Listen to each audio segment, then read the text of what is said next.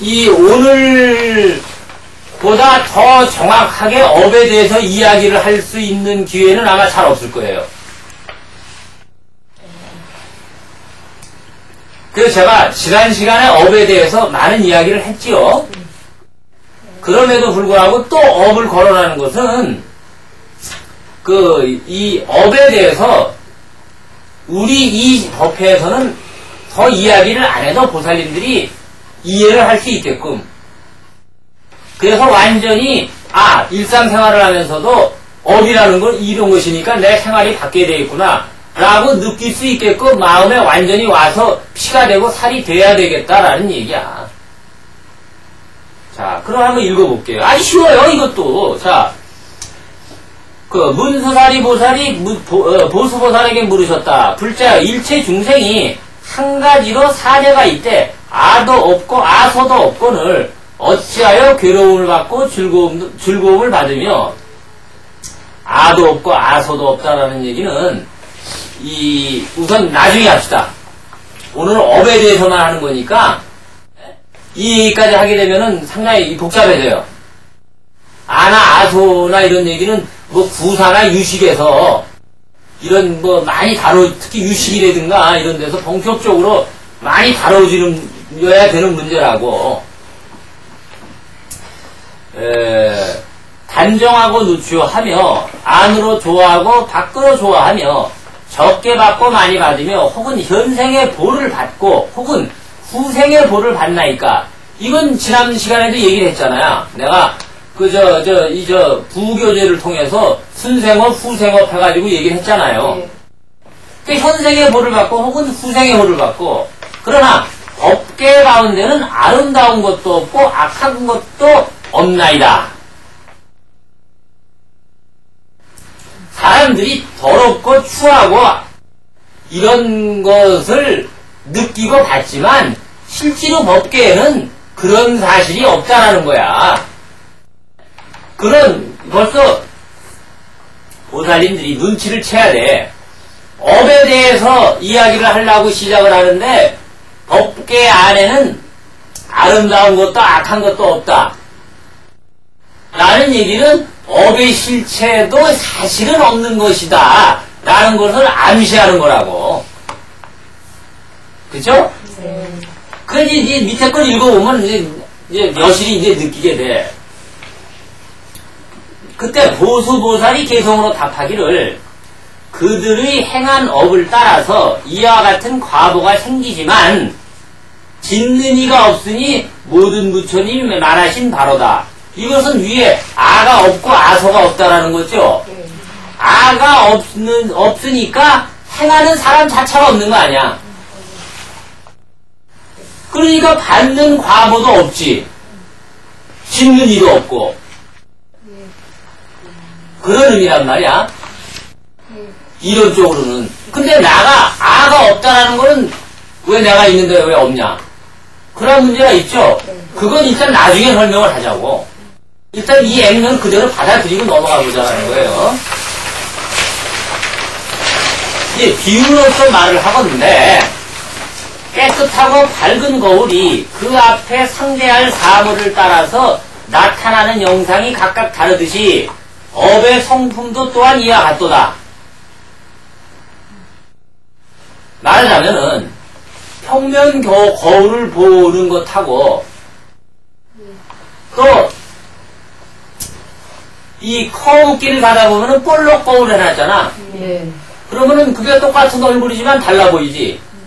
또 어린이 놀이터에 가면은 이상하게 일그러져 보이고도 아주 우스꽝스럽게 보이고게도 하는 일부러 그런 것들도 만들어 놓잖아요. 또 밭에 심은 종자가 각각 서로 알지 못하나 자연의 능이 출세하듯이 업의 성품도 또한 이와 같도다. 또 재주 있는 요술 장이가 저 네거리에서 온갖 모양을 나타내 보이듯이 업의 성품도 또한 이와 같도다. 보세요. 재주 있는 요술쟁이가 저 네거리에서 온갖 모양을 나타내 보인다라는 얘기는 뭐야? 사기다라는 얘기 아니야. 사기, 현혹, 속임. 업의 성품도 또한 이와 같도다라는 건 뭐야? 업도 실체는 없는데 사람들한테 나타나서 보여주는 거라는 거야. 보여지는 거라는 거야. 다시 말하면은 마술하는 사람들이 왜 저거에서 뭐 비둘기도 날려보내고 그러죠? 그런데 실제로 그 안에 비둘기가 없냐고. 있지. 어떤 식으로든지 숨겨놨지. 근데 사람들은 야 진짜 빈에서 그게 나오는구나 하고 믿잖아. 업의 성품도 그렇다라는 거야.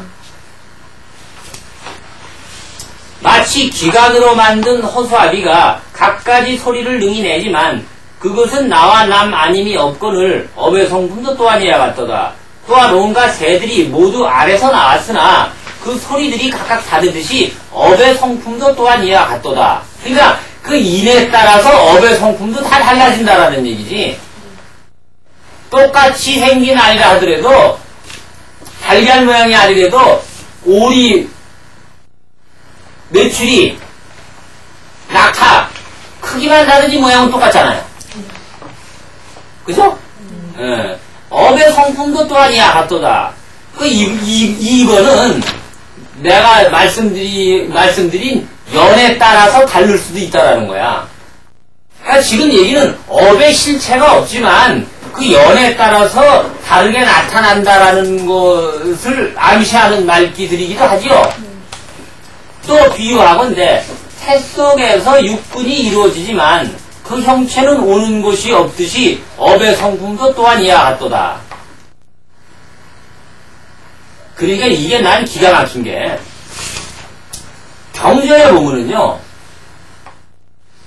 경전에 보면은 옛날에 인도에서 부처님 시절에 중국의 화타에 버금가는 그러한 의술이 발달돼가지고 뇌수술을 했다라는 기록이 있어요.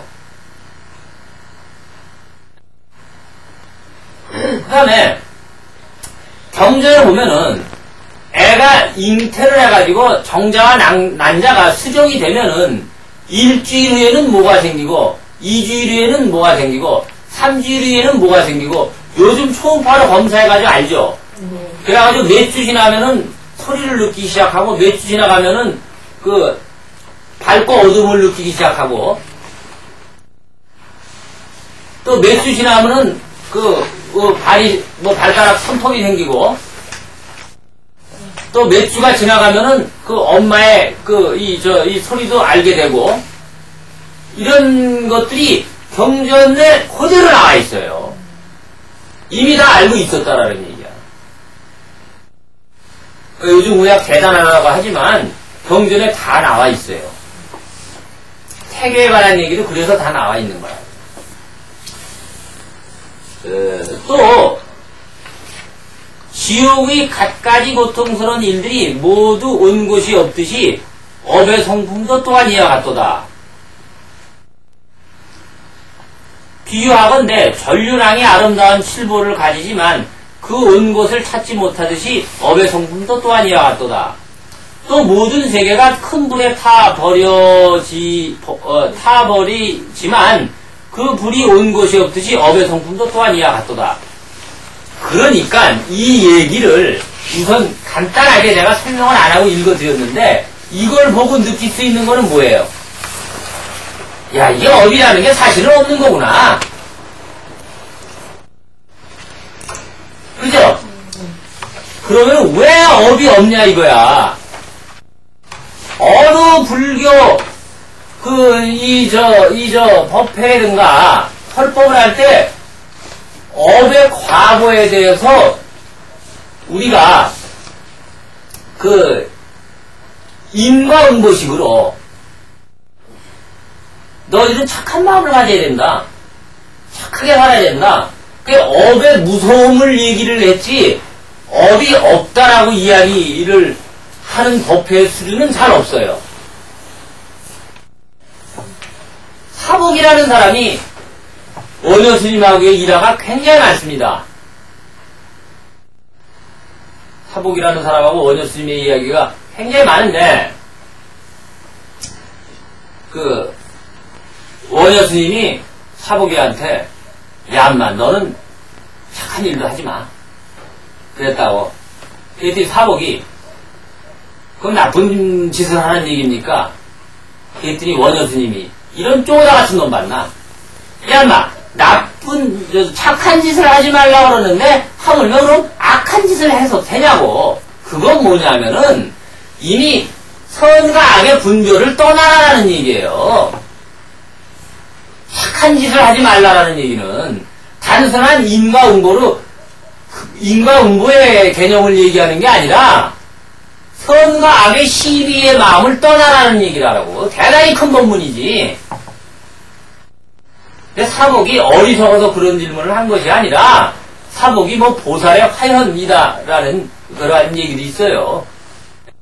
예, 그 아직 저 원효 스님과 사복의 얘기는 굉장히 재미나는 얘기들이 굉장히 많아. 다음에 이제 기회가 되면은 제가 한번 소개를 시켜드릴게요. 그러면은 업의 실체에 대해서 이 정도로 했으면은 조금 헷갈리기 시작하죠? 업이 있는 거냐 없는 거냐 도대체. 업이 없다라는 얘기를 하면 불교가 무너진단 말이야. 우리가 보살님 생각으로는 말이 안 되지. 그럼 뭘 과거도 없는데 뭘 어떻게 하라는 얘기야. 나 굳이 내도 되냐 이거야.